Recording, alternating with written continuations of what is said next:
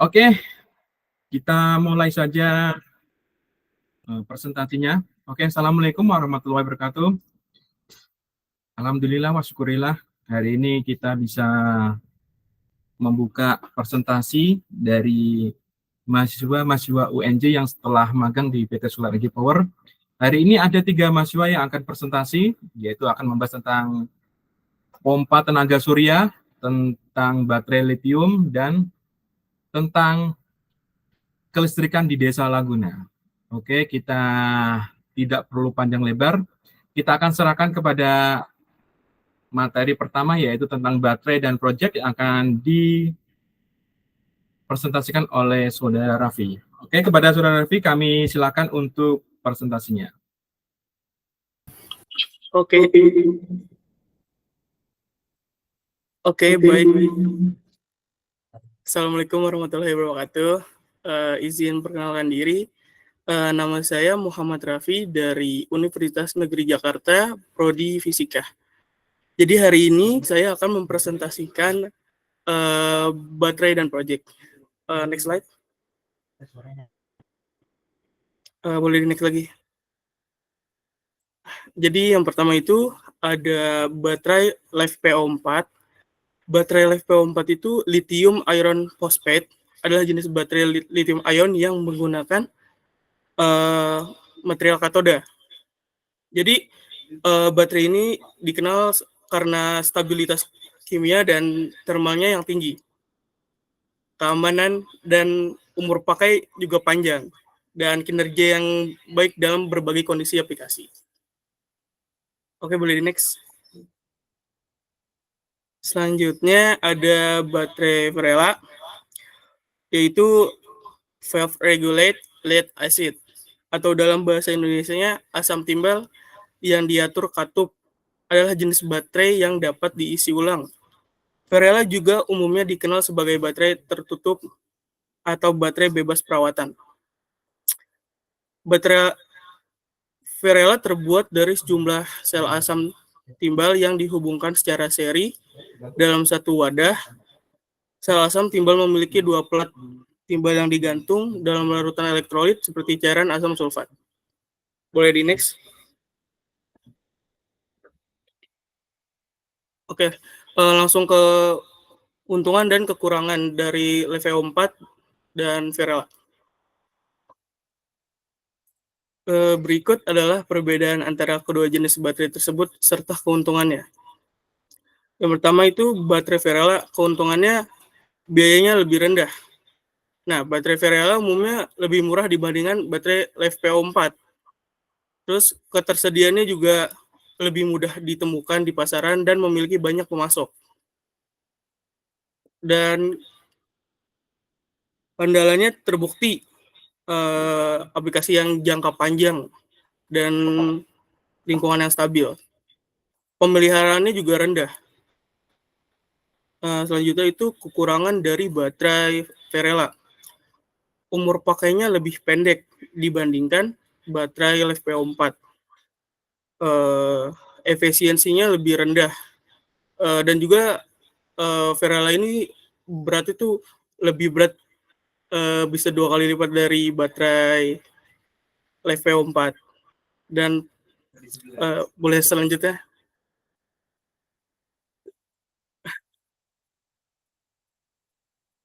Selanjutnya baterai LiFePO4. Keuntungan dari baterai LiFePO4 ini umur pakainya itu lebih panjang, seringkali mencapai 10-15 tahun atau lebih. Efisiensinya juga sangat tinggi.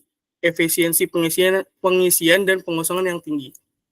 Beratnya juga lebih ringan dibandingkan baterai Varela untuk kapasitas yang sama. Terus keamanannya juga lebih tinggi, tidak mudah terbakar atau meledak, lebih stabil secara kimia. Lalu pengosongan dalam itu dapat dikosongkan hingga 80-90% tanpa kerusakan signifikan. Kekurangannya itu biaya lebih tinggi. Harga awal yang lebih mahal dibandingkan dengan baterai Varela. Ketersediaan terbatas, karena tidak sebanyak Varela dalam ketersediaan dan pemasok mungkin lebih terbatas. Pengisian memerlukan controller, yaitu BMS, Oke, boleh dilanjut. Nah, efisiensi dari baterai Varela ini yang pertama, baterai Varela memiliki efisiensi pengisian sekitar 70-80%. Ini berarti bahwa sekitar 15-30% energi hilang sebagai panas selama proses pengisian.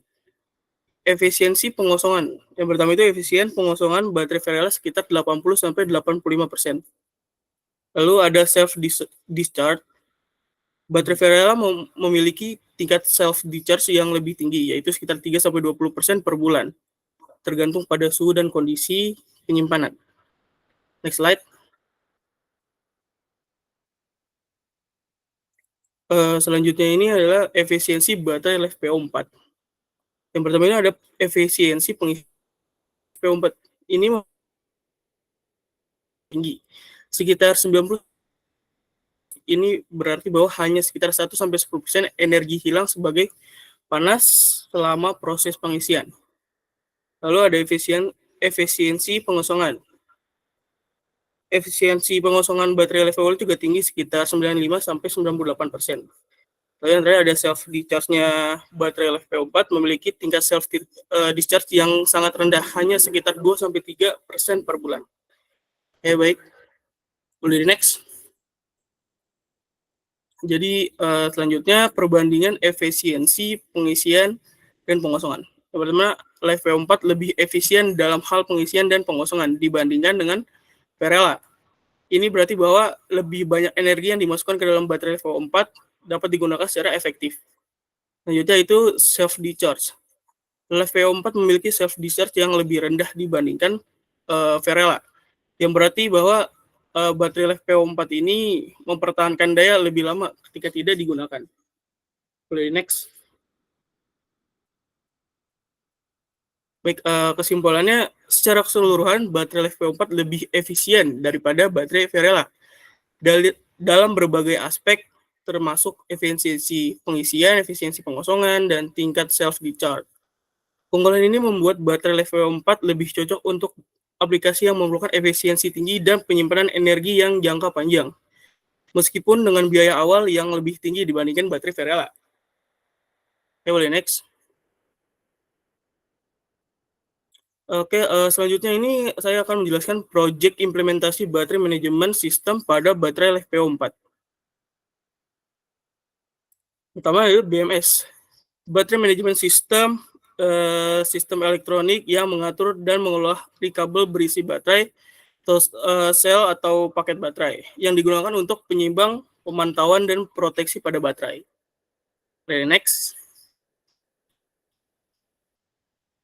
Ya, di sini ada komponen dan alat. Komponen yang dipakai ada BMS, baterai 24 volt, skut, baut dan mur, kabel AWG, isolator bakar, plastik bakar, atau heat shrink, isolator baterai, dan double tape.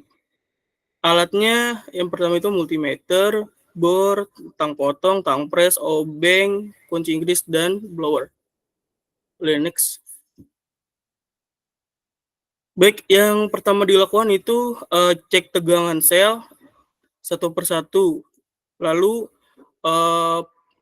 pemasangan perkabelan BMS, lalu pemasangan kabel AWG, dan pasang BMS. Setelah dipasang, dirapihkan dulu. Setelah dirapihkan, di finishing menggunakan perekat biru. Setelah sudah finishing, dicek tegangan total. Setelah normal semua, siap diaplikasikan. Baik, ini adalah data yang saya ambil tegangan baterai sel sampai next-nya. Sekian dari presentasi dari saya. Assalamualaikum warahmatullahi wabarakatuh. Kembali ke Pak Temon.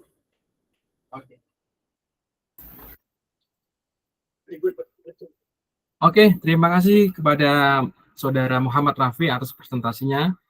Oke, ini dalam rangka melatih mahasiswa-mahasiswa untuk bisa tampil secara umum di depan kamera dan di depan teman-teman semua. Oke, bagi teman-teman atau mungkin dari komunitas Ray yang mau bertanya tentang baterai lithium maupun baterai VRL yang tadi dipresentasikan oleh Muhammad Rafi, bisa angkat tangan atau bisa tulis di kolom chat ya. Mungkin kita buka 3 pertanyaan saja untuk mempersingkat waktu karena kita masih ada 2 presentasi lagi yang harus diujikan hari ini. Terima kasih. Bagi yang mau bertanya silakan. Silakan angkat tangan atau tulis di kolom chat. Terima kasih. Mana ini? Puspa mana Puspa? Puspa.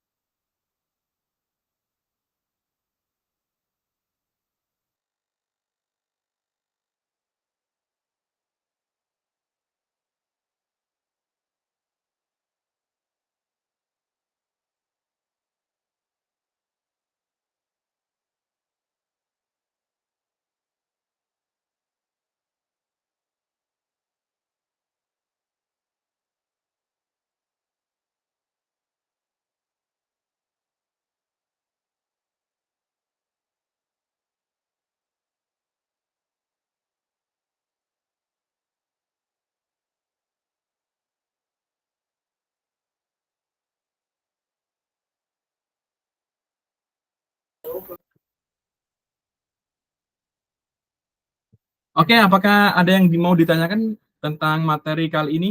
Atau enggak kita akan berlanjut tentang materi pompa.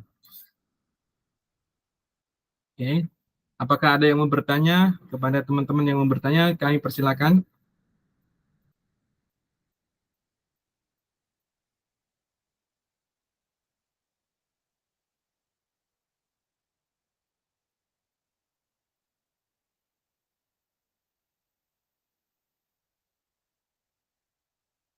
Wah, sepertinya tidak ada pertanyaan hari ini ya. Kita mungkin langsung lanjut ke materi kedua untuk eh,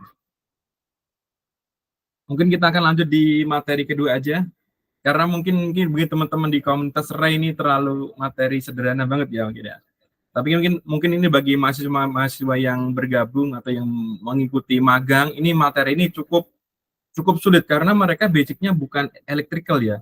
Mereka basicnya adalah fisika dan mereka belajar dengan keilmuan baru tentang electrical, tentang renewable energy merupakan sebuah langkah besar. Mereka bisa membahas tentang baterai, tentang solar panel, tentang pompa yang di perkuliahan mereka tidak pernah dapatkan sama sekali. Oke, kita akan berlanjut di materi kedua yang akan membahas tentang pompa yang akan disampaikan oleh saudara Marcel dari Fakultas Fisika Universitas Negeri Jakarta. Kepada saudara Marcel kami persilakan untuk presentasi kepada kita semua. Silakan.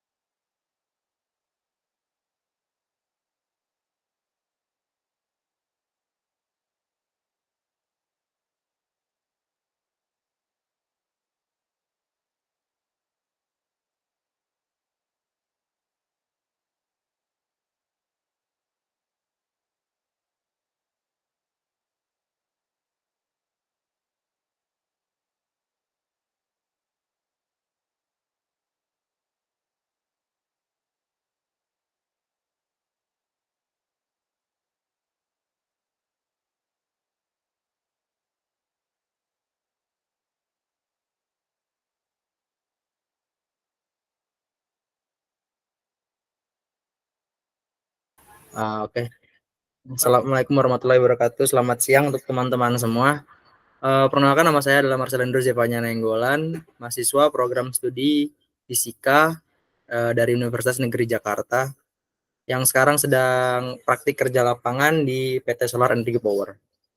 Nah, izinkan untuk saya mempresentasikan hasil atau materi dari laporan praktik kerja lapangan di PT Solar Energy Power. Baik, yang pertama di sini outline saya akan membahas yang pertama ada yaitu komponen SCC atau Solar Charge Controller. Lalu yang kedua nanti saya akan membahas project yang saya gunakan sebagai laporan akhir PKL saya. Nah, yang pertama di sini ada Solar Charge Controller atau SCC. Nah, lalu definisi SCC ini adalah merupakan suatu piranti elektronik yang digunakan untuk mengatur arus DC yang diisi ke baterai dan diambil dari baterai untuk ke beban.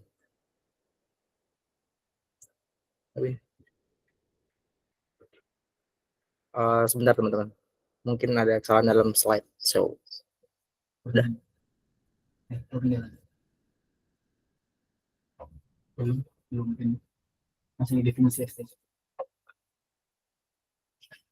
Nggak ke slide show.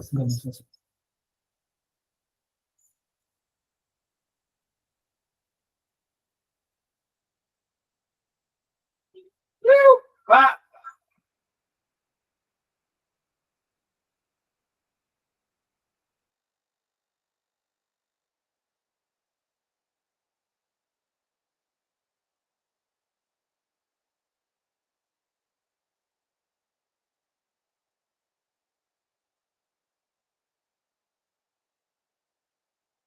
Ada sedikit error. Kita tunggu operator untuk menyelesaikan errornya itu.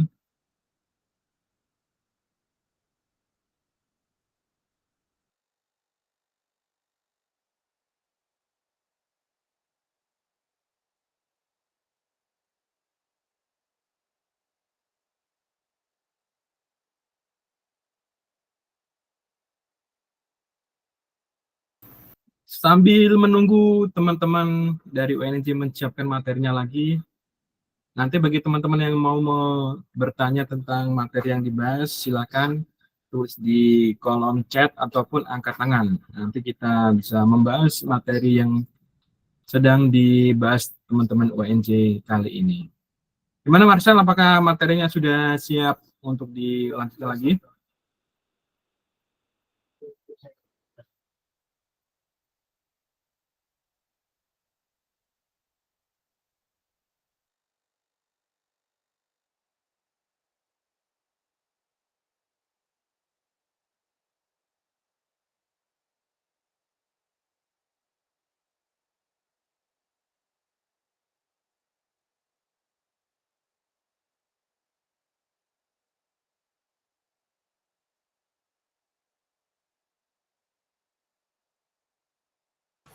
Baik teman-teman semua, izin melanjutkan. Di sini yang pertama tadi kan ada Solar Charge Controller. Nah, definisinya merupakan suatu piranti elektronik yang digunakan untuk mengatur arus searah yang diisi ke baterai dan diambil dari baterai ke beban. Nah, SCC ini juga akan mengatur overcharging atau kelebihan pengisian karena baterai sudah penuh dan kelebihan voltase dari panel surya atau solar cell, dan juga kelebihan voltase dan pengisian ini akan mengurangi umur baterai. Jadi SCC ini sangat penting karena untuk lifetime baterai itu sendiri. Nah, lalu selanjutnya ada jenis-jenis dari SCC itu sendiri, yaitu ada dua, ada PWM dan juga MPPT. Yang pertama PWM itu merupakan pulse width modulation, merupakan jenis controller pengisian surya yang paling sederhana. Jadi ini merupakan teknologi yang lama ya. Jadi MPPT adalah teknologi yang baru. Jadi kebanyakan sekarang itu menggunakan MPPT atau maximum power point tracking. Nah, MPPT itu juga mampu menemukan titik daya maksimum pada panel surya dan mengoptimalkan pengisian baterai. Jadi secara teknologi MPPT ini lebih unggul daripada PWM. Selanjutnya masuk ke laporan project. yang saya gunakan, judul project yang saya gunakan ini adalah efektivitas sistem pompa air tenaga surya dengan solar panel 450 watt peak Ica Solar, simulasi kinerja dan evaluasi efisiensi energi. Oke. Outline dari proyek ini merupakan yang pertama itu ada pendahuluan, yang kedua ada studi pustaka, ketiga metode penelitian, keempat hasil pembahasan, kelima penutup, dan yang terakhir yang keenam adalah lampiran. Kita masuk ke pendahuluan. Pendahuluan ini terdiri dari latar belakang, rumusan dan pembatasan masalah, tujuan magang, dan manfaat magang. Secara singkat, latar belakang yang saya gunakan adalah merupakan jadi energi surya itu adalah energi terbarukan yang mungkin saat ini tuh sangat populer gitu untuk digunakan sebagai renewable energy. Karena kita tahu sendiri karena energi terbarukan ini kan sangat didorong untuk zaman sekarang karena untuk mengurangi net zero heroes emisi gitu kan. Jadi untuk mengurangi bahan bakar fosil. Jadi penggunaan panel surya untuk menggerakkan sistem pompa air itu di sistem pompa air submersible ini sangat menjadi inovasi yang baik gitu. Nah, lanjut.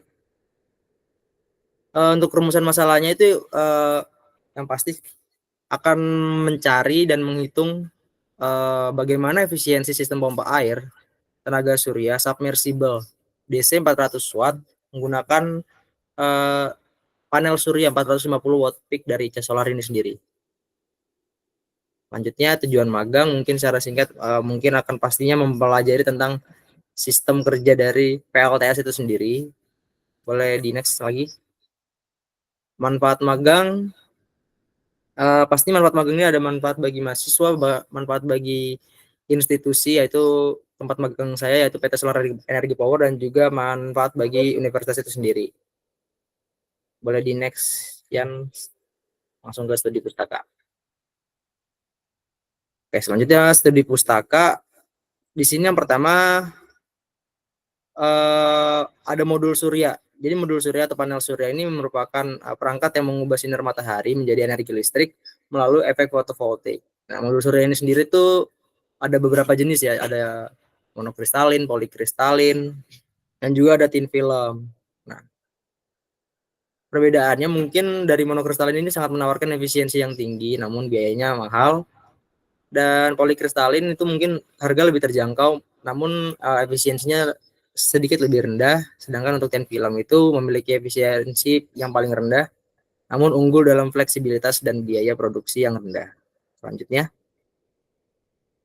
ada pompa air tenaga surya.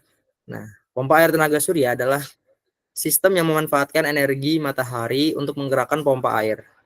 Biasanya itu digunakan di daerah terpencil atau untuk aplikasi dari irigasi pertanian ya. Nah, jadi pompa air submersible yang saya gunakan di project saat ini tuh adalah pompa air tenaga surya di full 400 watt DC. Oke, boleh selanjutnya. Nah, selanjutnya ada efisiensi konversi energi panel surya. Nah, efisiensi konversi energi panel surya ini merujuk pada seberapa aktif panel surya dapat mengubah energi cahaya matahari menjadi listrik. Nah, dalam konteks panel surya ini, efisiensi ini tuh diukur sebagai persentase dari energi cahaya matahari yang diubah menjadi listrik dibandingkan dengan energi cahaya matahari yang diterima oleh panel itu sendiri. Nah, mungkin standar efisiensi konversi energi panel surya itu yang paling umum adalah 15-20%. Boleh di next. Nah, yang keempat ini ada SCC seperti yang saya jelaskan di awal tadi. Nah, untuk di project ini yang digunakan tuh MPPT ya. MPPT default itu sendiri. Nah, jadi kita menggunakan MPPT untuk sebagai solar charge controller untuk menggerakkan sistem pompa air tenaga surya. Selanjutnya, yaitu ada metode penelitian. Nah, metode penelitian di sini alur atau diagram alirnya adalah yang pertama tuh panel surya 450 watt peak akan masuk ke MPPT controller, lalu akan masuk ke pompa air submersible tenaga surya 400 watt. Lalu setelah sistem berjalan, maka akan dilakukan proses pengambilan data.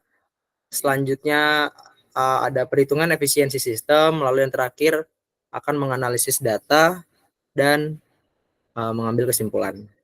Selanjutnya, Ini merupakan layout sistem untuk simulasi pompa air tenaga surya di full 400 watt dengan solar panel 450 watt peak ICA solar. Oke. Boleh di next. Nah, masuk ke hasil pembahasan. Setelah sistem berjalan, maka yang dilakukan tadi adalah pengambilan data. Nah, pengambilan data di sini ini merupakan data yang dihasilkan, yaitu dari rentang waktu jam 9 pagi sampai dengan jam 6 sore.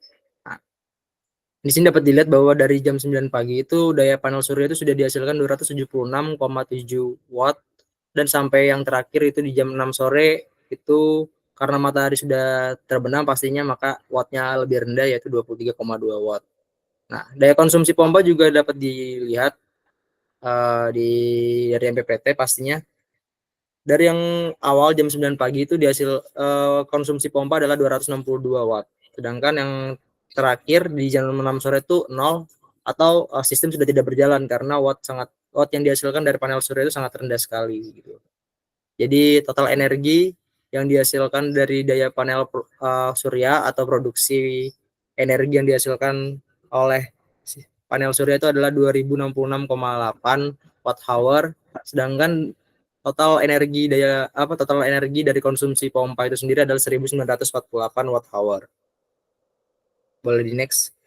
Nah, ini merupakan grafik perbandingan daya produksi panel surya dan daya konsumsi pompa air submersible. Nah, dapat dilihat dalam rentang waktu pukul 9 pagi sampai jam 6 sore, panel surya itu dengan kapasitas 450 watt menghasilkan total energi sebesar 2066,8 watt hour, dan yang konsumsi pompanya juga dapat dilihat menghasilkan 1948 watt hour untuk konsumsi pompanya dalam periode operasional yang sama. Boleh di next. Nah, setelah itu, setelah energi produksi dan energi dari konsumsi sudah ditemukan, maka untuk mencari nilai efisiensi, maka energi konsumsi itu ada dibagi dengan energi produksi panel dikali 100%. Nah, didapatkan dari hasil tersebut adalah 94,25%. Maka efisiensi sistem pompa air tenaga surya ini itu 94,25%, yang menunjukkan bahwa sebagian besar energi yang dihasilkan oleh panel surya digunakan secara efektif oleh pompa air submersible. Dapat dilihat dari grafik berikut. Oke, selanjutnya. Kesimpulannya adalah sistem pompa air submersible tenaga surya DC 400 watt menggunakan solar panel 450 watt peak ICA solar terbukti efektif dan efisien dengan efisiensi sistem mencapai 94,25%. Hasil ini menegaskan potensi besar teknologi tenaga surya dalam menyediakan solusi yang berkelanjutan dan hemat energi untuk kebutuhan air di berbagai aplikasi praktis.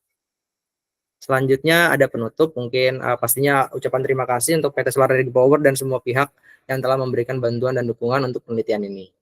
Selanjutnya ada lampiran alat yang digunakan, pasti ada pompa air tenaga surya DC di full 400 watt, ada modul surya 450 watt peak, lalu ada juga tong air dan pipa yang dirakit sebagai media simulasi, kombiner box tentunya, untuk komponen di dalamnya itu ada MPPT, MCB, modul surya atau TV pastinya, lalu ada MCB load untuk input kabel pompa air tenaga surya.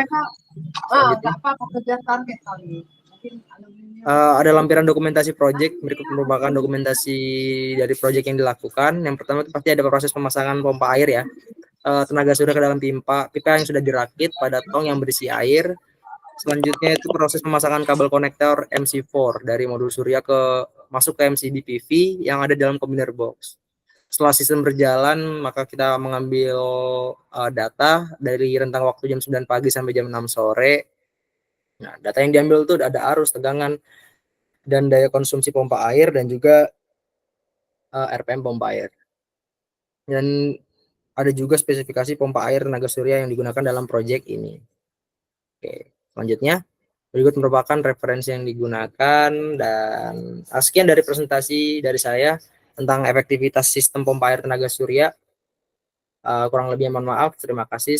Assalamualaikum warahmatullahi wabarakatuh.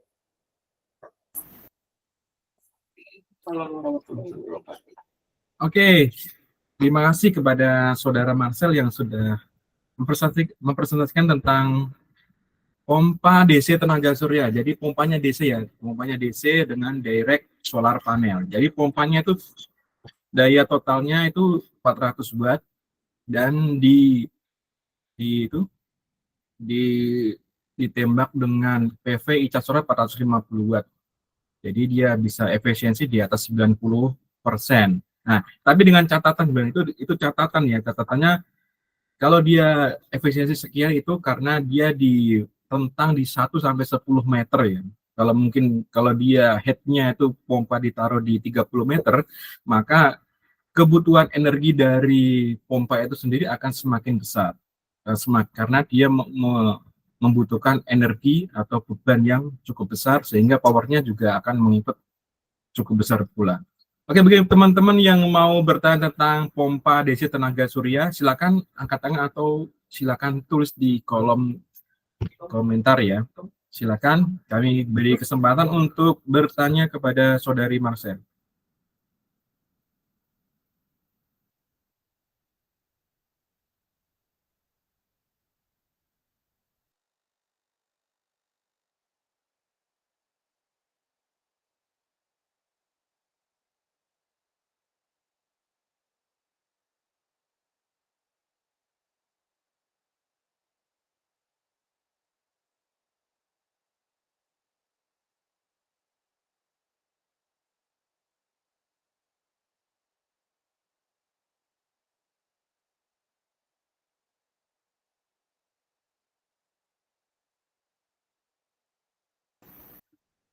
Om Dwi mungkin bisa memberikan sedikit masukan. Om Dwi mana Om Dwi ini? Monitor. Untuk pompa air tenaga surya ini aku juga sebenarnya ya masih awam sih Om. Ini perkenalan dulu Om ya. Jadi saya Dwi Ar-Rahman, lokasi di Lampung. Jadi di Lampung ini sebenarnya potensi untuk pompa air tenaga surya ini sangat dibutuhkan sebenarnya seperti itu. Karena untuk di wilayah Kalianda itu saya pernah melihat itu di sana itu kan tidak ada irigasi. Jadi pompa air tenaga surya itu dia itu masih pakai listrik PLN dan terkadang itu tegangan karena saking panjangnya kabel kWh meter itu dia sampai drop. Nah itu untuk tegangan pompa air solar surya ini kan saya kadang pernah melihat ada yang sampai 160 volt, ada yang 300-an itu kan. Itu kalau pompa air dia misalkan ngitungnya itu apakah dia dari diameter pompanya atau dari apanya ya Om ya? Aku belum pernah ini sih. Belum paham juga seperti itu. Oke, untuk pompa DC tenaga surya itu dia ada dua sistem ya. Ada yang sistemnya dia full DC, ada yang hybrid ya. Kalau yang hybrid itu dia bisa input PLN dan bisa input dari solar panel. Kalau yang full DC dia emang powernya full DC dari solar panel. Kalau yang hybrid itu contohnya merek Samking, contohnya merek Hepsun, contohnya merek yang biasa buat project plat merah itu apa namanya itu? Lupa kita itu bisa input solar panel dan bisa input dari PLN. Jadi untuk menentukan debit atau kemampuan pompa, nah itu nanti berbeda-beda. Tapi kalau biasanya untuk pompa dalam itu dimulai di 1.200 watt pompanya. 1.200 watt, 1.500 watt, 2.200 watt. Seperti proyek-proyek yang sudah kita laksanakan di berbagai daerah ya, untuk di daerah Kalimantan, di Jawa Tengah kemarin terakhir di Demak. Jadi di Demak itu sebenarnya itu bisa itu air permukaannya itu sangat banyak, tapi airnya mengandung garam ya, jadi sedikit asin. Jadi di Demak itu tidak bisa mendapatkan air bersih. Maka di sana di pemerintahnya Oke, di pemerintahan Demak itu kita buat pompa hybrid ya. Kita menggunakan pompa hybrid tenaga surya. Jadi dia bisa input dari solar panel maupun input dari PLN. Nah, itu untuk kedalamannya maksimal 150 meter. Jadi pompanya ditaruh di 80 meter dengan debit yang ditargetkan sampai 10 kubik per jam. Jadi pompanya yang dipakai di project di Demak itu pompanya 1.500 watt dengan solar panelnya nanti terinstal di 2.000 watt, 2.000 watt peaknya. Sistemnya seri semua, jadi sekitar mendapatkan tegangan sekitar 200 lebih volt DC ya. Nah itu seperti itu. Jadi bisa kita bisa menggunakan full DC, jadi pompanya memang full DC ataupun menggunakan pompa hybrid. Ataupun kita bisa menggunakan dengan inverter pompa ya. Jadi misal pompa kita di rumah itu pompanya pompa AC, kita bisa menggunakan inverter pompa.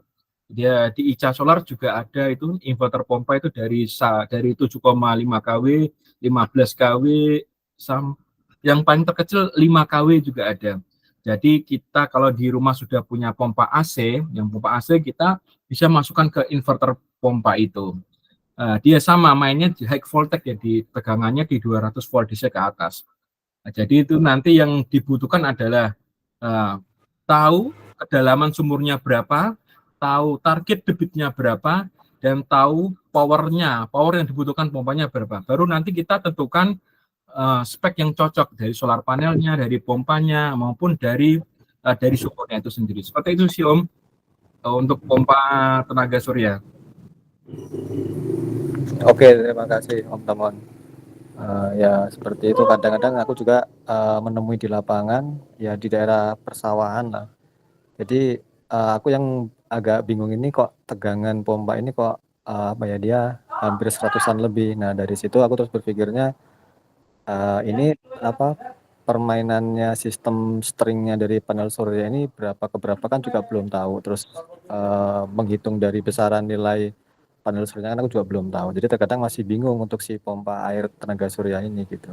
Tapi kalau untuk kualitas airnya sih, kalau informasi yang pernah aku dengar, yang penting si sumur bornya itu dia debit airnya banyak, jadi tidak sampai kekeringan gitu. Karena kan dia sistemnya itu kalau tegangannya dia bagus, selama 3 jam dia bisa memberikan aliran air gitu. Tapi kalau misalkan dia 3 jam dia penyinaran sedangkan airnya tidak ada, nanti khawatirnya banyak kerusakan di pompanya seperti itu. Apakah itu betul Om? Oke, sebenarnya hampir sama sih pompa DC tenaga surya dengan pompa AC itu pada dasarnya prinsipnya sama. Misal kita kasihkan water level sensor atau WLC ya, kita kasih water level sensor itu pun juga bisa berfungsi. Saat dia terjadi kekeringan atau terjadi penurunan air di dalam sumur, nanti pompanya akan mati sendiri. Nah, emang kebanyakan pompa yang DC yang bagus itu mainnya high voltage. Jadi jadi kalau bisa kita istilahkan itu direct dari solar panel langsung dilempar ke MPPT-nya langsung untuk menggerakkan pompa itu sendiri. Jadi mainnya high voltage. Nah, jadi misalnya 48 volt ke atas itu pasti pompanya lebih stabil. Jadi juga kita untuk misal terjadi cuaca kurang baik, misal mendung ataupun hujan, kalau kita main high voltage, pompanya tetap akan berjalan meskipun keluar airnya itu kecil. Walaupun terjadi mendung tapi tegangannya masih tinggi, dia kan tetap akan berputar itu motornya. Motornya tetap berputar dan akan tetap mengeluarkan air. Jadi ya hampir sama prinsipnya dari pompa DC tenaga surya itu prinsipnya sama dengan pompa AC yang seperti kita punyai, tapi hanya sumbernya saja yang berbeda, baik itu sumber dari solar panel maupun sumber dari PLN. Nah, jadi nanti aplikasinya bisa bermacam-macam karena itu sustain ya, jadi bisa diaplikasikan di hutan ataupun di tempat-tempat yang tidak terjangkau dari jangkauan listrik PLN. Makanya menjadi potensial, makanya kita ngirim ke daerah Kalimantan, ke daerah Papua sana, itu menjadi sesuatu yang menarik bagi mereka karena mereka tidak perlu membutuhkan power PLN atau narik power dari PLN sejauh mungkin, tapi bisa menginstal solar panel ini dengan pompanya sekaligus untuk mendapatkan kebutuhan air bersih untuk perikanan maupun untuk pertanian. Jadi pada prinsipnya pompa DC tenaga surya itu sama dengan pompa AC pompa AC biasa yang di rumah kita ya, cuma hanya dia itu berbeda di sistem motornya maupun sistem input powernya. Begitu saja sih Om untuk pompa ini. Teman-teman yang lain mau bertanya tentang pompa DC atau untuk menambahkan tentang tentang konsep dasar dari pompa DC ini mungkin bisa share kepada kita di sini. Terima kasih. Izin bertanya, Mas. Oke, silakan Pak. Perkenalkan, nama saya Dika. Saya juga inilah penggemar PLTS juga. Mau bertanya, kalau untuk pompa DC itu apakah mohon maaf tadi saya agak ketinggalan ya terkait materi ya. Mohon maaf, apakah pompa DC itu juga pakai baterai atau gimana? Atau memang langsung dari panel ke pompa DC? Mohon penjelasannya. Oh, oke. Untuk pompa DC itu sebenarnya DC kan memacu pada tegangan ya Pak. Jadi kalau misal pompa DC itu 48 volt, Bapak punya baterai 48 volt, maka dia saat kita menginjek ke inputnya, pompa juga akan berjalan Pak. Jadi selama tegangan itu mencukupi powernya, maka itu bisa menggerakkan pompanya. Nah itu contohnya kita juga mempunyai pompa DC yang 48 volt itu yang pompanya 400 watt. Itu yang kemarin itu bisa kita uji dengan baterai LiPo 48 volt. Itu juga bisa bergerak. Nah, tapi untuk pompa-pompa DC yang biasanya yang di atas 1000 watt itu biasanya main high voltage di atas 120 volt. Makanya kalau di atas 120 volt berarti kalau kita mau input ke baterainya harus high voltage. Nah, baterainya harus high voltage. Misalnya kita punya 48 volt, kita harus seri beberapa untuk bisa memenuhi standar voltage yang bisa menyalakan pompa itu. Jadi pada dasarnya Pak, kalau kita mempunyai tegangan baik itu bersumber dari solar panel maupun sumber dari baterai, tegangannya sesuai dan masuk rank minimum untuk menyalakan pompa, maka pompa itu juga bisa bekerja dengan baterai. Seperti itu sih Pak. Berarti kalau yang high voltage SCC-nya itu khusus ya Pak ya? Iya, kalau high voltage itu karena itu Pak, di kontrol pompa itu sudah ada MPPT-nya Pak. Jadi MPPT-nya itu langsung mengkonversi untuk dijadikan power di pompa DC itu sendiri. Jadi nggak perlu bingung Pak, udah di kontrolnya itu kan itu MPPT sudah akan mengkonversi dari high voltage itu langsung menjadi power dari itu Pak, dari pompanya. Oh iya, baik, terima kasih infonya, terima kasih. Oke, terima kasih Pak. Mungkin ada teman-teman yang mau bertanya lagi tentang pompa DC, ya mungkin bisa langsung bertanya atau mungkin angkat tangan, kami persilakan. Sebelum kita akan berganti ke materi efektivitas solar panel di Desa Laguna, salah satu desa di Kepulauan Seribu yang kita install solar panel juga.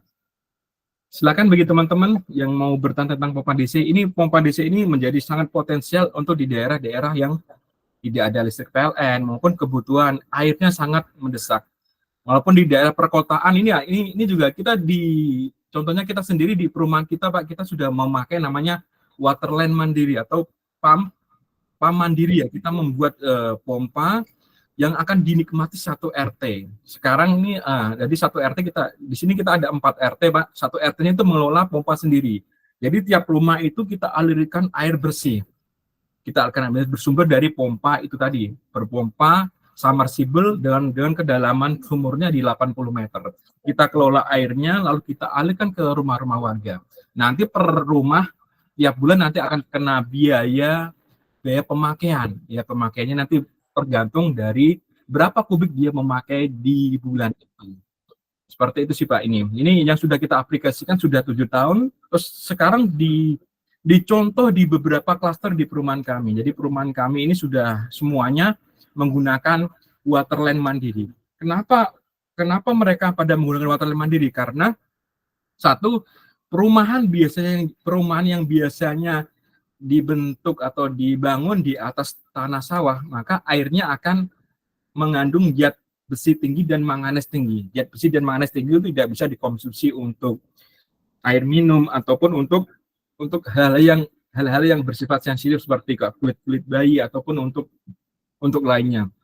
Biasanya kalau yang mengandung zat besi atau manganes tinggi di lantainya akan kuning dan saat airnya itu diendapkan ada sedikit semacam minyak seperti itu. Jadi kita 7 tahun yang lalu kita membuat sebuah inovasi tentang PAM mandiri itu ya. PAM mandiri ini kalau di daerah-daerah kalau di proyek nasional namanya PAM SIMAS ya.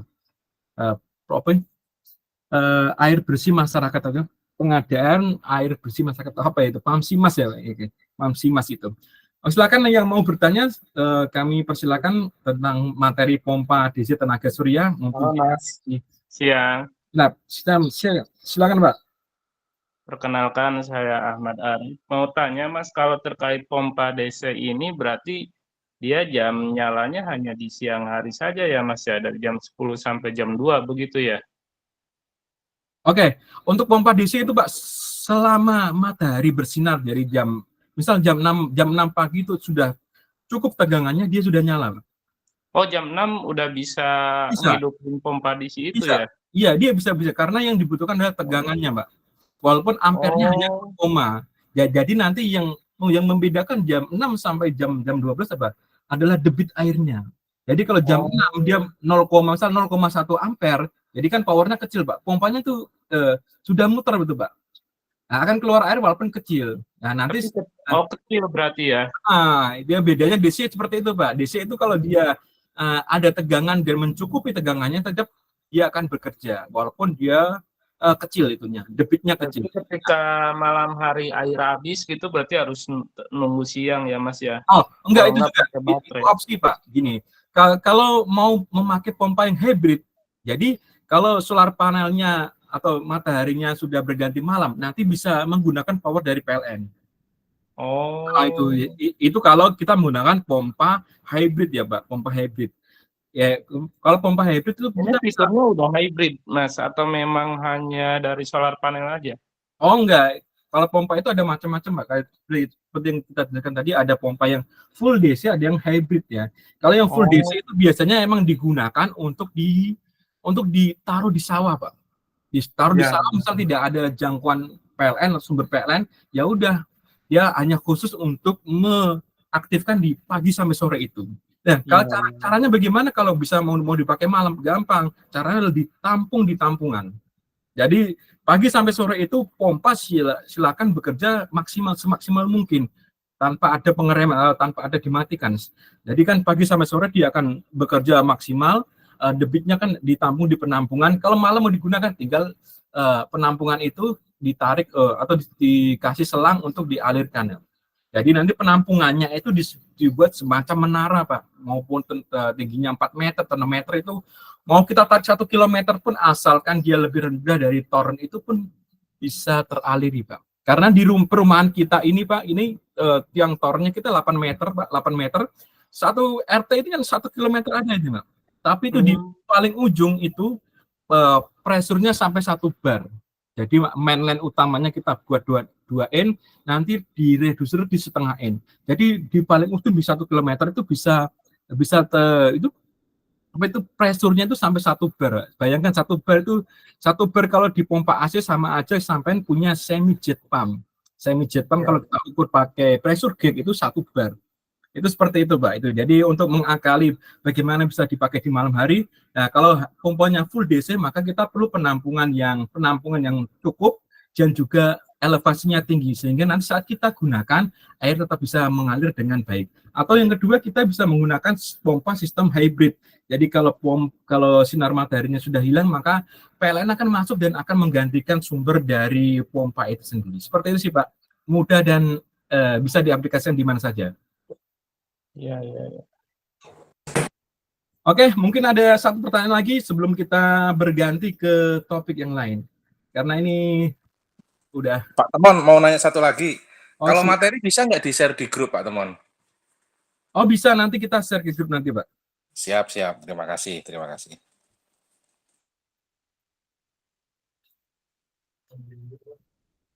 Oke, Pak. Terima kasih atas perhatian tentang. Sorry Pak Temon, satu lagi.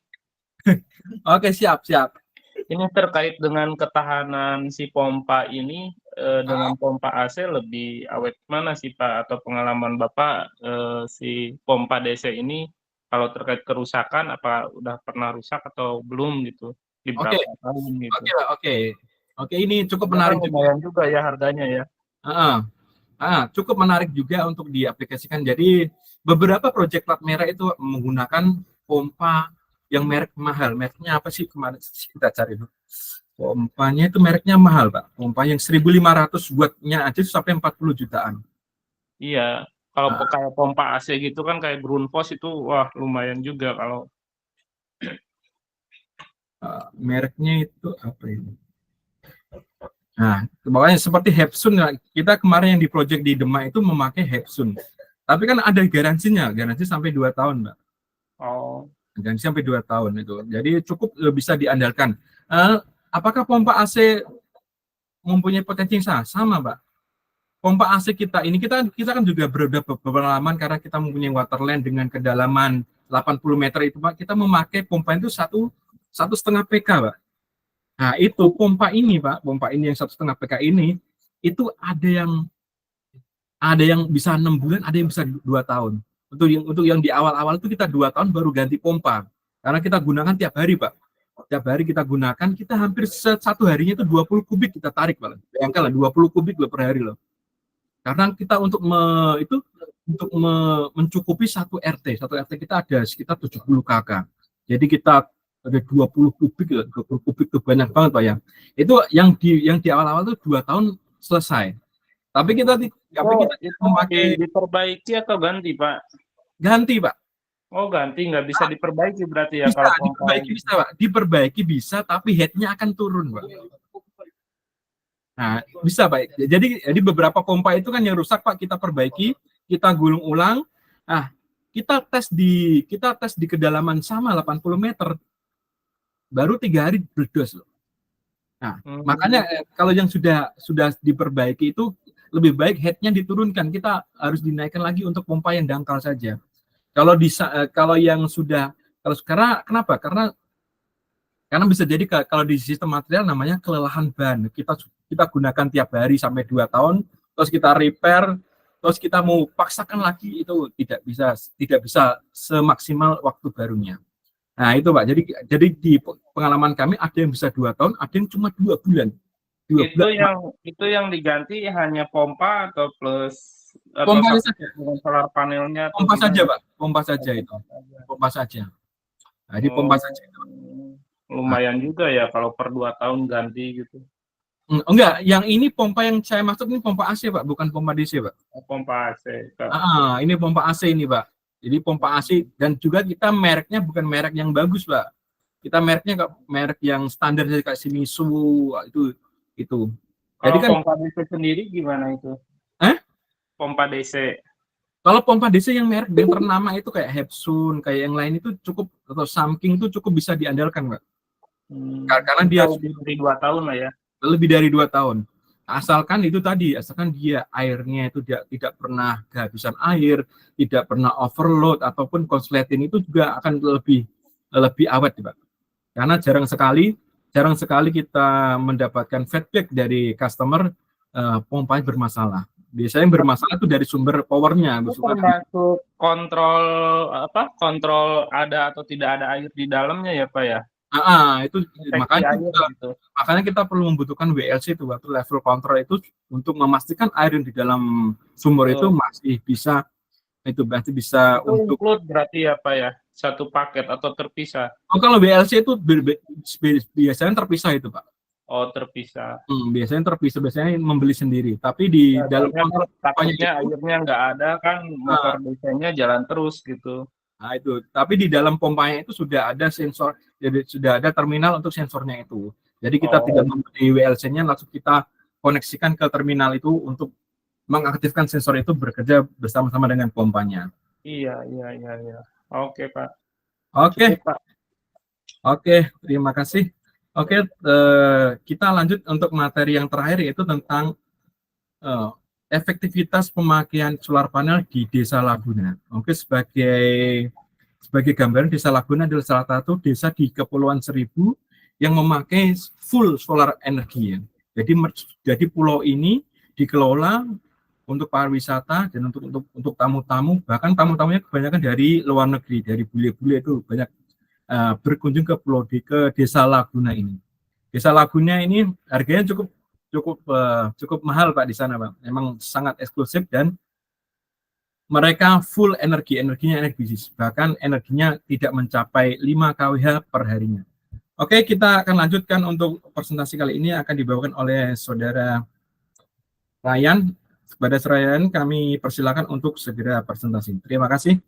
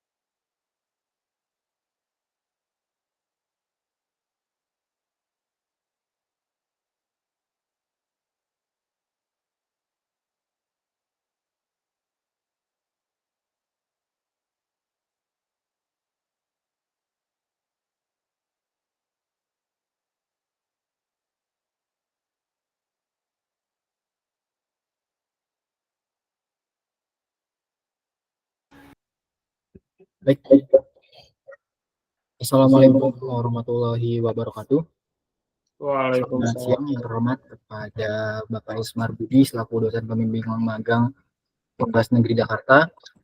Yang terhormat kepada Pak Temon Sujadi selaku pembimbing lapangan PT Solar Energy Power, serta rekan-rekan komunitas dan rekan-rekan mahasiswa Universitas Negeri Jakarta yang saya cintai dan saya banggakan.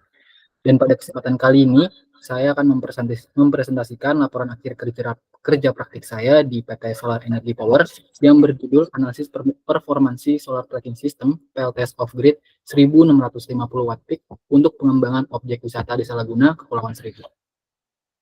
Izin memperkenalkan diri, saya Ren Albiezan Fanatorik dari Universitas Negeri Jakarta. Di sini ada beberapa outline atau pembahasan yang akan saya bahas. Yang pertama ada pendahuluan, kemudian dilanjut dengan studi pustaka, lalu ada metode pelaksanaan, dilanjut dengan analisis hasil dan pembahasan, kemudian ada penutup, dan diakhiri dengan lampiran. Yang pertama ada pendahuluan. Di sini saya mengulas sedikit perihal histori dari solar panel itu sendiri. Jadi bisa kita lihat di gambar kiri paling atas, apa sih itu solar panel? Jadi solar panel itu adalah perangkat yang mengubah sinar matahari menjadi listrik menggunakan efek fotovoltaik, yang dimana panel ini terdiri banyak sel surya yang terbuat dari bahan semikonduktor seperti silikon yang menghasilkan listrik saat terkena cahaya matahari.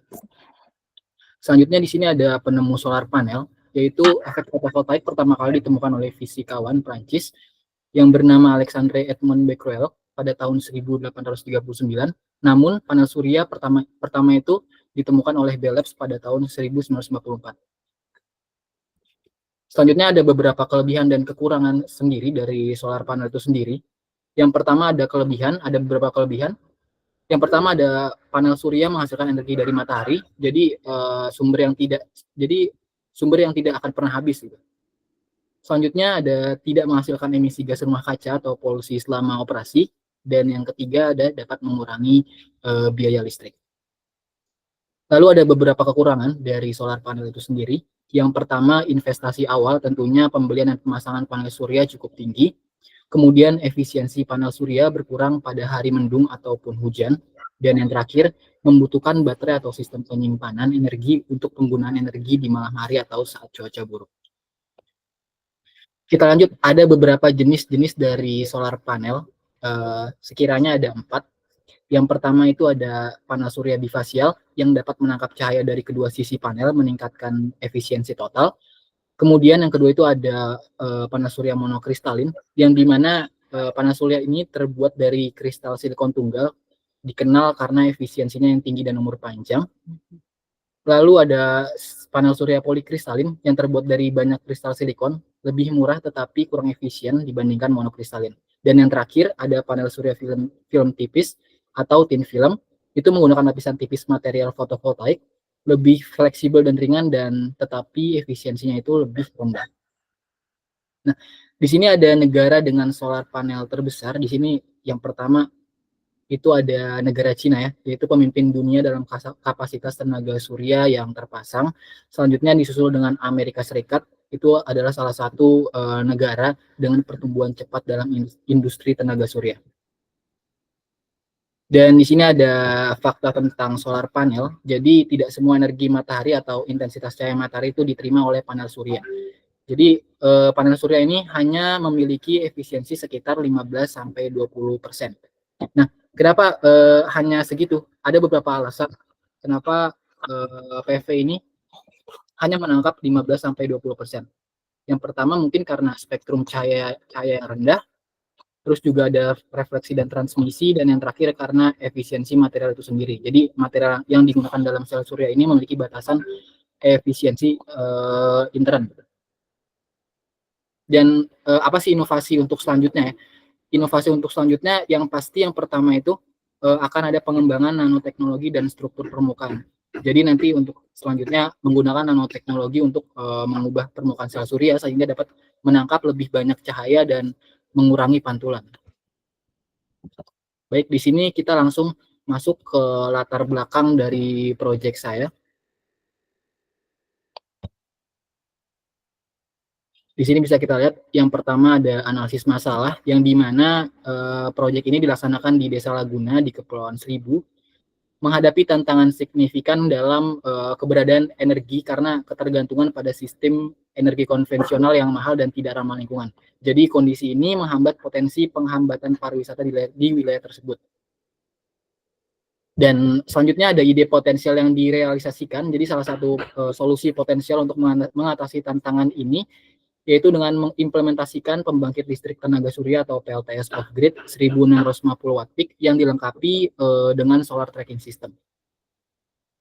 Selanjutnya, ada data faktual dan relevansi topik yang dimana Kepulauan Seribu ini memiliki iklim tropis dengan paparan sinar matahari yang tinggi sepanjang tahun, menjadikannya lokasi yang ideal untuk pengembangan energi surya. Lalu ada pemaparan data yang berhubungan, di mana analisis performa sistem PLTS ini membutuhkan data historis iklim lokal dari di Desa Laguna tersebut.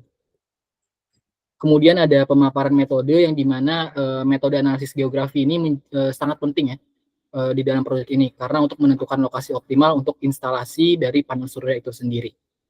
Selanjutnya untuk pemaparan keunggulan serta dipilihnya metode itu, analisis geografi ini dipilih karena keunggulannya dalam memberikan informasi mendetail tentang kondisi iklim dan cuaca yang terdapat di Kepulauan Seribu. Dan yang terakhir ada implementasi dan metode analisis yang dipakai.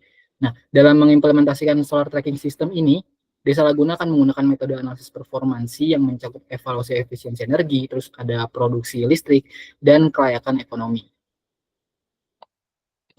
Di sini ada beberapa rumusan masalah. Yang pertama itu ada gimana efektivitas dan efisiensi energi dari solar tracking system dalam meningkatkan produksi listrik dari PLTS off-grid. Selanjutnya, apa dampak variasi kondisi iklim dan cuaca lokal terhadap kinerja solar tracking system, dan yang terakhir, bagaimana ketersediaan dan kualitas data historis iklim lokal serta data konsumsi dari energi Desa Laguna.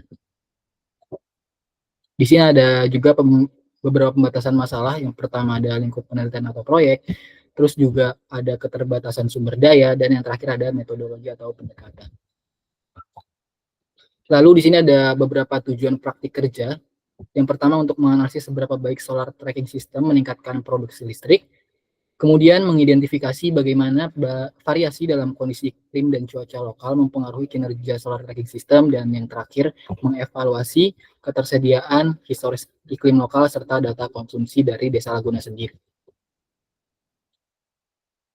Lalu di sini ada beberapa manfaat praktik kerja dari mahasiswa, yaitu pengembangan metode baru atau perbaikan terhadap metode yang sudah ada dalam analisis performansi PLTS. Untuk institusi dapat menjalin kemitraan dengan industri energi, dan untuk instansi mendukung visi pariwisata berkelanjutan. Dan di sini kita masuk ke bab studi pustaka. Di sini yang pertama ada tadi ya, ada 3 jenis panel surya. Ada monokristalin, polikristalin, dan thin film fotovoltaik yang sudah saya jelaskan tadi, dan satunya lagi itu ada bifasial yang terdapat dari 2 sisi gitu. Nah, selanjutnya di sini ada solar charge controller, di mana solar charge controllernya adalah komponen yang berfungsi untuk pengatur arus listrik baik terhadap arus yang masuk dari panel surya maupun arus beban keluar yang digunakan gitu. Kemudian di sini ada inverter yang dimana rangkaian ini mengubah tegangan DC menjadi AC, Jadi sumber tegangan inverter ini dapat berupa baterai, panel surya, ataupun sumber tegangan DC lainnya. Lalu di sini ada baterai LFP4, di mana baterai ini berfungsi untuk menyimpan energi listrik yang dihasilkan oleh panel selama periode matahari bersinar. Kemudian ada efisiensi fotovoltaik, yaitu dalam mengkonversi energi ini ada sebesar 9-12%, di mana sebesar 80% ini dari konversi energi diubah menjadi energi panas, sehingga mempengaruhi temperatur pada permukaan panas surya itu sendiri. Selanjutnya ada solar tracking system, yaitu mounting panel surya yang digunakan sebagai struktur penyangga untuk menempatkan panel surya itu sendiri, yang disusun secara khusus untuk mengakomodasi panel surya dengan susunan yang telah disesuaikan. Dan di sini terakhir itu ada desain PLTS 1650 watt peak, yang dimana dengan konfigurasi 3 seri 2 paralel serta tegangan PV 150. Dilengkapi dengan sistem EcoFlow Power Kits 3000 watt dengan dual MPPT dan baterai lithium 5 kWh. Selanjutnya kita masuk ke metode pelaksanaan. Oke, di sini ada konfigurasi solar panel. Jadi di sini saya akan menjelaskan tahap-tahapnya ya untuk project saya ini. Yang pertama, jenis panel yang dipakai pada saat project itu panel surya monokristalin karena efisiensinya yang tinggi dan umur panjang. Itu kita pakai 3 unit panel merek ICA Solar dengan jumlah total 1650 watt peak yang dipasang secara 3 seri 2 paralel. Selanjutnya gimana sih kemiringannya gitu. Nah, panel surya ini harus menghadap ke arah yang mendapatkan sinar matahari paling banyak. Jadi posisi panel pagi dari jam 10 itu kita arahkan ke arah timur. Lalu dari jam 10 sampai jam 2 itu kita posisikan panel datar, dan dari jam 2 sampai jam 5 itu kita arahkan miring ke arah barat. Jadi sudut kemiringan panel surya ini harus disesuaikan dengan garis lintang lokasi untuk memaksimalkan penyerapan sinar matahari sepanjang tahun. Selanjutnya pengaturan atau wiring solar panel. Jadi pengaturan atau wiring solar panel yang kita pasang itu disusun secara 3 seri dengan 2 paralel, yang dimana ini disebut juga dengan kombinasi seri paralel untuk menggabungkan kedua dan arus yang diinginkan sesuai dengan kebutuhan sistem. Lalu gimana dengan inverternya? Jadi inverter yang digunakan dalam proyek ini inverter pusat atau central inverter, yang dimana fungsinya mengubah seluruh daya DC dari semua panel menjadi AC di satu lokasi. Kemudian gimana sih dengan sistem pemasangannya? Jadi mounting yang dipakai dalam proyek ini yang sudah saya bahas tadi, yaitu kita pakai tracking system, yang dimana sistem yang memungkinkan panel mengikuti pergerakan matahari sepanjang hari untuk memaksimalkan penyimpanan energi. Selanjutnya untuk penyimpanan energi, biasanya kita gunakan baterai untuk menyimpan energi yang dihasilkan oleh panel surya. Jadi pada saat sinar matahari tidak tersedia, seperti pada malam hari atau saat cuaca mendung, itu kita dari baterai energinya. Lalu di sini ada pengendali pengisian atau charge controller. Di sini pengendali MPPT atau pengendali PWM untuk mengoptimalkan output daya dari panel surya dengan menyesuaikan beban listrik untuk mendapatkan titik daya maksimum. Dan yang terakhir itu ada monitoring dan kontrol. Di sini kita menggunakan perangkat lunak untuk memantau kinerja dan efisiensi sistem secara real time. Kita langsung masuk ke analisis hasil dan pembahasan. Yang pertama, gimana sih efektivitas dan efisiensi energi dari solar tracking system dalam meningkatkan produksi listrik dari PLTS gitu. Jadi saya di sini pertama menghitung dulu, memastikan berapa sih efisiensi dari panel surya itu sendiri gitu. Jadi untuk mendapatkan efisiensi panel surya, yang pertama saya mencari daya inputnya dulu. Dari atas ini saya cari daya inputnya dengan merumus intensitas radiasi matahari dikalikan dengan luas panel. Selanjutnya kita cari fill faktornya. Nah, fill faktor ini kan ada rumusnya juga ya, dari Vmax kali Imax per VOC kali ISC. Nah, itu didapatkan dari spesifikasi dari panel surya itu sendiri. Ketika sudah didapatkan antara daya input dengan fill factor, lalu kita masukkan ke dalam rumus daya output atau Pout-nya. Baru kita hitung efisiensi panel surya dengan rumus daya output per daya input dikalikan 100% dan didapatkan hasil 21,29%. Untuk penggunaan baterai sendiri itu, rumusnya kapasitas baterai dibagi lamanya pemakaian. Kita pakai baterai yang 5 kWh, yaitu 5000 watt, dengan lama pemakaian 12 jam. Jadi dengan perhitungan itu, 5000 watt hours dibagi 12 hours, hasilnya adalah 416,6 watt. Dan di sini juga bisa kita lihat untuk produksi listrik hariannya dan peningkatan efisiensi energinya itu sebanyak 20%.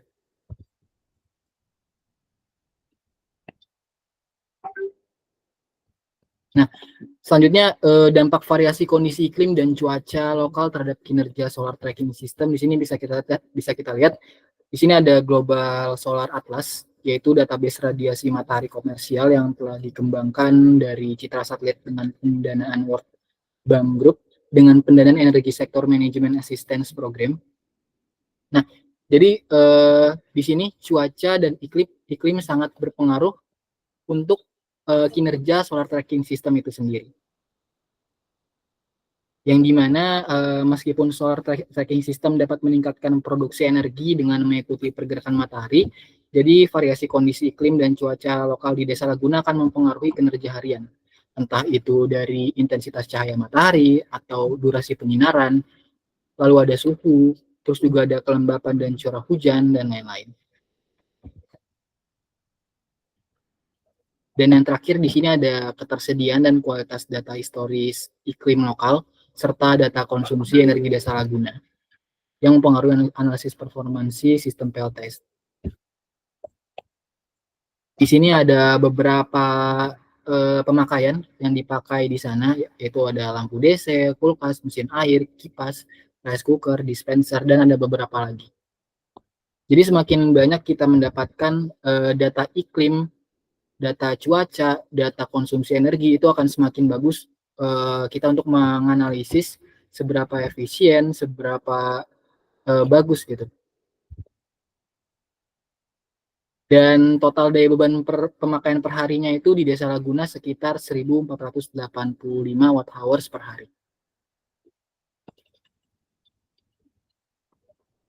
Baik, kita langsung ke bagian penutup dengan kesimpulan.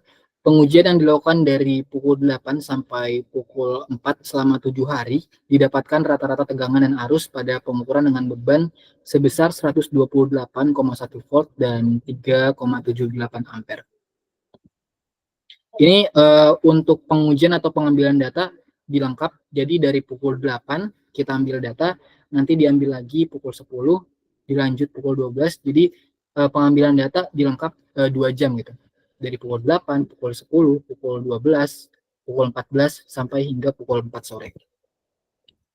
Yang kedua, intensitas sinar matahari adalah faktor paling kritis yang mempengaruhi output daya dari sistem solar. Dan hal ini berdampak langsung pada efisiensi keseluruhan sistem PLTS. Dan yang terakhir, total daya beban pemakaian per hari plus 10% di Desa Laguna adalah 1633,5 watt hours per hari.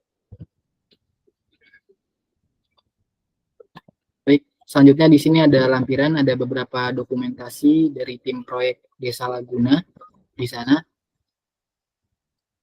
Ini ada saya, terus di sini juga ada Pak Temon, terus juga ada beberapa teman-teman mahasiswa dari Unisma dan Unsika dan UNJ yang turut serta dalam proyek ini. Dan di sini ada beberapa kegiatan yang saya laksanakan di PT Solar Energy Power. Sekian dari saya, kurang lebih mohon maaf. Wassalamualaikum warahmatullahi wabarakatuh. Saya kembalikan kepada Pak Teman. Oke, terima kasih kepada Ryan telah mempresentasikan tentang Desa Laguna yang menggunakan solar panel sistem super hemat energi, tidak mencapai 2 kilowatt hour ya. Dia hanya 1.600 sekian watt hour atau 1,6 kWh per hari. Jadi Desa Laguna ini salah satu desa paling super hemat energi se-Jakarta ya. Jadi sebanyak Pulau Seribu, Kepulauan Seribu itu, Desa Laguna adalah salah satu desa yang paling super hemat energi. Dibuktikan dengan data-data yang sudah dikumpulkan oleh Ryan dan juga teman-teman yang lain di sana.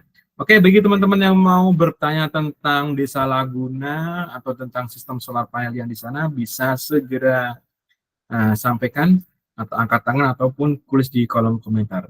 Terima kasih. Kami tunggu feedback-nya dari teman-teman semua.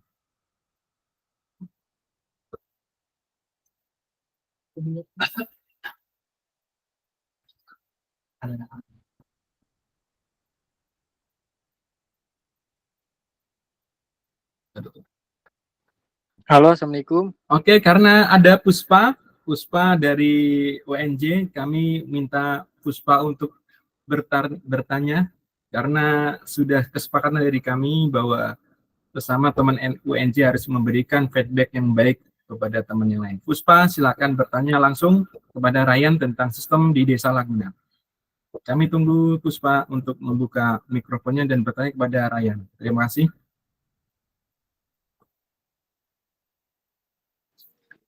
Izin bertanya, Pak. Puspa, mana dia buka nggak? Ada kan Puspa itu? Puspa, silakan. Puspa, silakan bertanya. Izin bertanya, Pak. Coba, Fadli, silakan kalau mau bertanya. Ya, perkenalkan nama saya Fadli Rasman dari mahasiswa Unisma 45 Bekasi. Saya ingin bertanya, apa dampak positif dari penggunaan sistem solar panel di Desa Laguna terhadap lingkungan dan ekonomi desa? Itu saja sih pertanyaan saya. Oke, apa dampak positif penggunaan solar panel dan ekonomi ya? Mungkin Ryan bisa menjelaskan sedikit tentang itu. Silakan Ryan.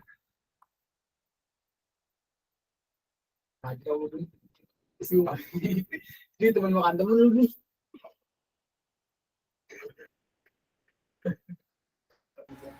Oke, baik. Dampak positifnya untuk implementasi dari solar panel tadi sendiri di Desa Laguna ya. Mungkin ada beberapa aspek dari dampak pemasangan panel surya di Desa Laguna itu sendiri. Yang pertama itu ada keberlanjutan lingkungan yang dimana Desa Laguna ini kan sering terlibat dalam upaya konservasi, terus juga menjaga ekosistem mangrove, terumbu karang, dan lahan basah gitu kan. Dan penerapan praktik pengelolaan sumber daya itu berkelanjutan membantu keseimbangan ekosistem. Terus juga selain itu dampak ekonomi lokal itu Desa Laguna sering menarik wisatawan yang terjadi pada keindahan alam dan ekowisata. Jadi ini menciptakan lapangan kerja dan pendapatan bagi penduduk lokal maupun penginapan, terus memandu wisata dan restoran.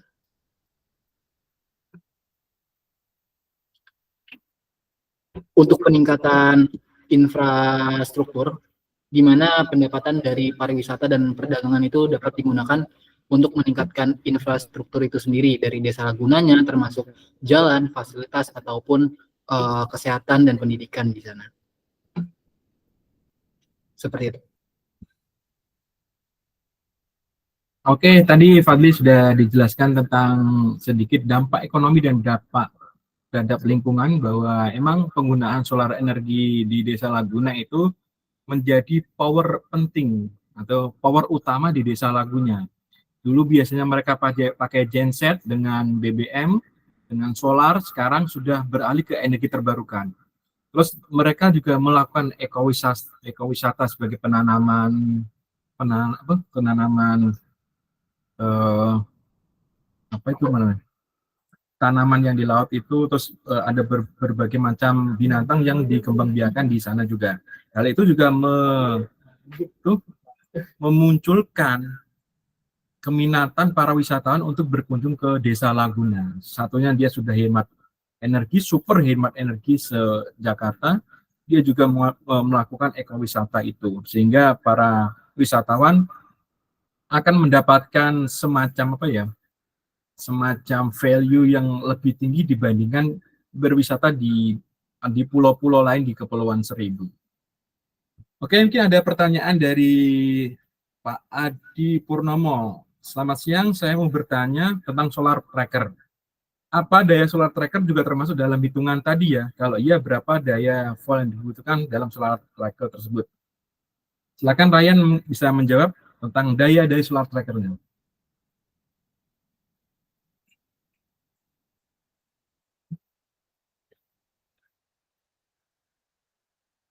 Oke, mungkin kita tambahkan untuk solar trackernya sendiri itu manual solar tracker ya. Sebenarnya itu solar trackernya itu tidak auto bergerak berdasarkan materi, tapi kita gerakkan sesuai jam tadi tadi kan ada periode penggerakan dari jam 10 tadi sudutnya berapa, dari jam 10 ke jam 2 nanti posisinya di mana, dan sore hari posisinya di mana, itu digerakkan secara manual dengan tali ya. Karena dari pemilik owner dari pulau itu mau melakukan ya itu tadi, dia tidak mau secara auto digerakkan secara auto karena mengingat anginnya cukup kencang. Karena itu kan ditempatkan di tengah laut ya, atau di di pelabuhan itu, di labuannya itu anginnya sangat kencang sekali. Kalau kita memakai auto dengan motor, khawatirnya itu tidak berumur panjang motornya itu. Makanya diputuskanlah dengan menggunakan tali, yaitu akan digerakkan 3 periode tadi yang sudah dijelaskan oleh Ryan. Jadi dari trackernya sendiri tidak membutuhkan energi ya. Trackernya tidak membutuhkan energi, hanya memanajemen waktunya untuk dipindah sesuai dengan periode tadi. Seperti itu sih. Oke. Kita lanjut ke pertanyaan selanjutnya. Apa jenis sensor dan kontrol yang kontrol solar trackernya? Oke, tadi sudah menyinggung tadi bahwa solar trackernya tadi tidak menggunakan sensor ya. Tidak menggunakan sensor, tapi digerakkan secara manual. Kalau seandainya mau digerakkan sensor, kita juga sudah memiliki sensor yang sama yang sudah kita terapkan di grup di 3 tahun yang lalu. Kita juga pemakai solar tracker dengan sensor itu ya, sensor matahari. Dia akan bergerak berdasarkan pergerakan matahari, sudut azimut maupun sudut lazimnya. Tapi untuk di Desa Laguna digerakkan secara manual ya, dengan menarik talinya itu sendiri tadi. Jadi tali tadi digerakkan sesuai dengan periode jam yang sudah ditentukan. Jadi ada 3 periode yang memungkinkan digerakkan dari solar tracker itu sendiri. Oke, solar trackernya itu sendiri. Oke, mungkin ada pertanyaan lain dari teman-teman semua, silakan bisa ditanyakan kepada kami sebelum kami akhiri presentasi kali ini. Silakan, atau mungkin ada pertanyaan tentang tentang DC solar panel maupun DC tenaga surya tadi. Masih kami buka untuk 1-2 pertanyaan lagi.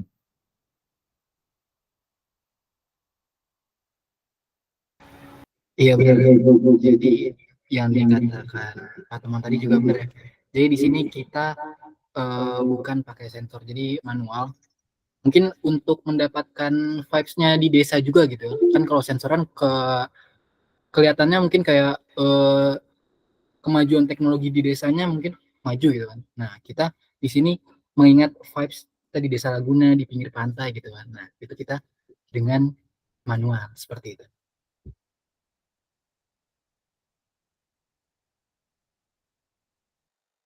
Oke, mungkin ada yang mau yang sudah angkat tangan, silakan untuk membuka mic-nya, silakan untuk bertanya.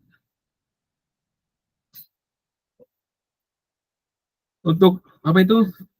Pak Muammar Kelly Manggun, silakan. Kalau mau bertanya, silakan dibuka open mic-nya. Ya Kak, Boleh bertanya, Kak? Pak, perkenalkan nama saya Amar ya. Saya asli Maluku. Ingin bertanya persoalan kalian tadi punya penjelasan mengenai dipengaruhi oleh kecepatan angin ya, Pak. Bagaimana? Apakah memang ada pengaruh untuk masalah pengisian daya dari iradiannya dari rangkaian paralel dan serinya? Dan ada pengaruh tidak pada saat pengisian mataharinya di fotovoltaiknya, Kak? Ada pengaruhnya perasaan kecepatan angin tidak, Pak? Untuk daya isinya. Oke, berarti pengaruh angin terhadap pengisian solar panel ya. Oke. Sebenarnya secara teknikal solar panel itu berfungsi berdasarkan intensitas cahaya ya. Jadi angin itu tidak mempunyai pengaruh apa-apa terhadap tidak ada pengaruh apa terhadap potensi produksi dari solar panel itu sendiri. Meskipun begitu kita belum menemukan jurnal ilmiah tentang pengaruh angin itu terhadap kemampuan solar panel produksi. Ya, kami belum menemukan itu. Seandainya memang ada potensi angin yang bisa menghancurkan potensi produksi, mungkin anginnya itu mungkin angin yang diliputi debu gitu ya. Kalau di Arab kan ada namanya badai pasir, itu mungkin itu bisa sangat berpengaruh shading ya, terjadi shading dalam solar panelnya sehingga produksinya akan menurun. Tapi kalau untuk angin yang standar, angin yang clear atau yang bersih itunya ataupun intensitas cahayanya cukup kuat, cukup bagus, maka kemungkinan kecil tidak berpengaruh apa-apa pada solar panel itu. Tapi yang di Desa Laguna ini kenapa kita pertimbangkan angin, karena kita memasang tracker, Pak. Jadi tracker itu mountingnya bisa bergerak, walaupun bergeraknya itu manual, tapi ini sangat berbahaya sekali seandainya terjadi dari angin itu menabrak solar panelnya. Karena angin di laut itu cukup kuat sekali, Pak. Berbeda dengan angin di darat yang terkena pohon, terkena bangunan sehingga bisa menahan angin. Tapi kalau di laut dan lautnya itu di laut lepas dan memang benar-benar tidak ada penghalang sama sekali, anginnya cukup kuat. Maka kemarin itu kita tidak putuskan memakai auto, tapi kita memakai tali, tujuannya untuk mengamankan solar panel itu sendiri dari terpaan angin sehingga bisa membahayakan solar panel itu sendiri maupun pengunjung yang lewat di tempat itu. Seperti itu sih, Pak. Jadi kami belum menemukan pengaruh angin terhadap produktivitas solar panel. Kalaupun itu ada dan ditemukan, mungkin anginnya itu angin yang mengandung kotoran atau debu seperti badai pasir di daerah Timur Tengah. Seperti itu sih, Pak. Ayo, Kak. Terima kasih, Pak. Oke. Saya izin tambahin sedikit ya tadi dari Pak Temon. Kita nih saling diskusi aja dan saling belajar gitu ya kan. Tadi kan kata Pak Temon untuk angin itu kan enggak berpengaruh kan. Tapi kalau yang saya baca mungkin angin dan iradiasi ini memiliki pengaruh yang signifikan terhadap pengisian solar panel itu sendiri. Kalau iradiasi ya memang berpengaruh terhadap pengisian. Dan angin menurut saya juga berpengaruh. Yang pertama itu untuk pendinginan panel surya ya. Yang dimana angin ini dapat membantu mendinginkan panel. Jadi panel itu lebih efisien dalam bekerjanya pada suhu yang lebih rendah. Dan tanpa pendinginan yang memadai, panel surya ini bisa mengalami penurunan efisiensi. Dan betul yang dikatakan oleh Pak Temon tadi, mungkin anginnya itu angin yang terbawa karena adanya debu dan kotoran. Nah, itu angin yang cukup kuat dapat membantu membersihkan debu dan kotoran dari permukaan panel surya yang dapat meningkatkan efisiensi panel. Itu sih.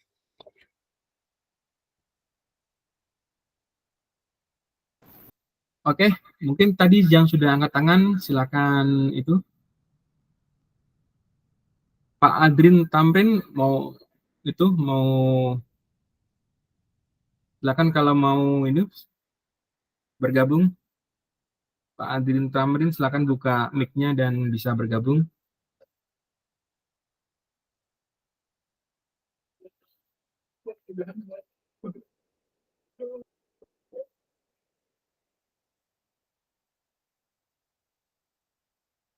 Pak Adrin Tamrin, silakan jika mau open mic-nya. Mungkin ini pertanyaan terakhir sebelum kita tutup pembahasan 3 presentasi dari mahasiswa UNJ kali ini. Silakan Pak Adrin Tamrin.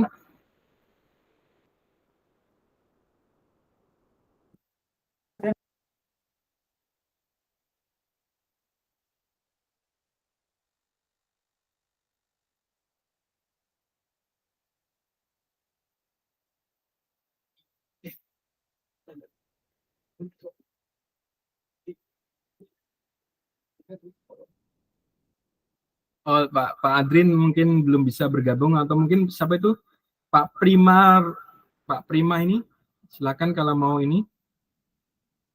Ya, terima kasih. Bisa bertanya? Silakan Pak Prima. Mungkin saya kembali ke Pak Temon ya, Oke, boleh. mengenai submersible pump. Oh, submersible lagi. Oke, silakan. Ya, itu kalau repair-nya kan normalnya kembali ke rate awal. Kenapa Pak Tamrin tadi harus diturunkan itunya head-nya? Setahu saya sih bisa kembali awal. Itu yang saya tanyakan, makasih. Oke, ini menurut pengalaman kami sih Pak, tapi seandainya emang di lapangan sedikit berbeda, ditemukan berbeda, mungkin bisa diaplikasikan sendiri seperti apa di sana. Tapi menurut kami yang sudah mencoba itu Pak, saat kami lakukan, kan sudah terjadi meledos itu kan, kita gulung ulang, kita perbaiki sampai seperti kembali semula, kita uji coba di kedalaman yang sama, itu tidak bisa bertahan lama, Pak. Itu terjadi overload lagi dan meledak lagi. Makanya kami menyimpulkan, oh seandainya itu hasil dari pompa repairan itu kita menggunakan kembali, lebih baik kita untuk menurunkan headnya, tidak seperti yang awal-awal kita pakai. Tujuannya untuk mengurangi beban dari pemakaian pompa itu, sehingga bisa kita gunakan kembali. Seperti itu Pak, ini dari sudut pandang kami nih Pak ya. Jadi kalau seandainya dari sudut pandang Bapak dan menemukan tempat servis yang baik dan bisa menjamin pompanya bisa bekerja seperti awal kembali, itu mungkin lebih baik seperti itu Pak. Iya Pak, submersible pump itu kan digunakan juga di perminyakan Pak. Nah, itu repair-nya kembali ke head semula.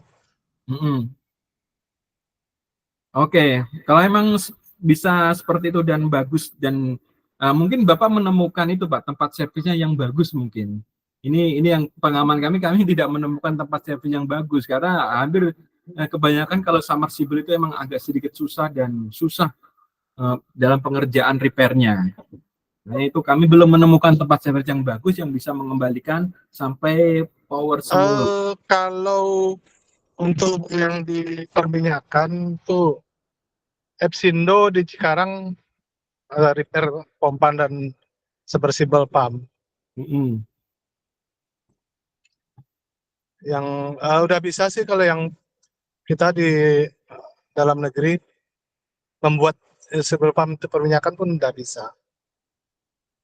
Itu mungkin ini isolasi untuk tembaganya mungkin grade-nya tidak seperti awal. Jadi ketahanan panasnya lebih rendah. Ya itu Mbak, itu kembali lagi ke tempat servisnya yang bagus Mbak. Jadi mungkin ya itu dari seal-nya atau dari segi spare part-nya tidak menemukan yang ori ya, atau mungkin dia seal-nya itu hasil yang di pasaran, sehingga saat kita taruh di kedalaman yang sama terjadi bocor atau terjadi overload atau terjadi apapun konsleting di dalam tanah itu, sehingga kami menyimpulkan itu karena kami berkaca pada kasus yang kami alami sendiri itu Pak. Tapi kalau kalau head itu ya itu tadi. Maaf ya. Ya. Kalau head itu kan berhubungan dengan tekanan ya. Iya, berhubungan dengan tekanan. Berarti mungkin seal-nya enggak untuk tekanan segitu mungkin ya. Nah itu makanya kami langsung menyimpulkan kalau kita mau taruh di kedalaman yang sama seperti yang awal kita pasang, kemungkinan akan berumur pendek lagi atau akan mengalami kebocoran atau mengalami overload. Tapi kemarin kasus yang kita temukan itu overload Pak. Overload kan berarti kan ada beberapa indikasi ya, bisa aja itu seal-nya pecah atau seal-nya bocor, atau bisa jadi emang dia terjadi itu dari hasil repair-nya itu tidak bagus, sehingga saat kita kasih beban atau dari head itu bebannya kan sangat besar dan dia tidak kuat untuk mengangkat airnya, itu overload dan terbakar lagi. Terbakar langsung atau overloadnya lama? overloadnya sebentar itu Pak, overload sebentar naik. Oh, Langsung setelah itu tidak bisa digunakan sama sekali. bisa Overload jadi short ya langsung ya. bisa jadi short. Mereka itu overloadnya sampai 3 kali dari ampere yang standar. Itu kan terbaca di webmeter kami 3 kali dari ampere standar, langsung setelah itu tidak bisa digunakan sama sekali, kita ganti yang baru saja. Makanya kami menyimpulkan untuk antisipasi seandainya kita merepair pompa yang sudah repairan, ya kita turunkan saja headnya sehingga dia tidak mengalami beban yang terlalu over atau seperti itu sih. Ya, tapi untuk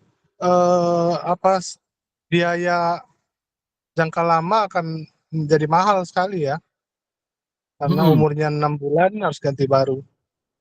Yang ini yang saya maksud ini pompa AC sih Pak. Kalau pompa DC-nya kita belum mengalami itu Pak. Pompa DC itu sudah kita yang pasang di daerah Jawa Tengah itu 4 tahun ini tidak ada kendala sama sekali Pak, pompa DC. Iya. Kalau yang pompa AC ini kan dia potensi nyalanya 24 jam, satu potensi nyala 24 jam.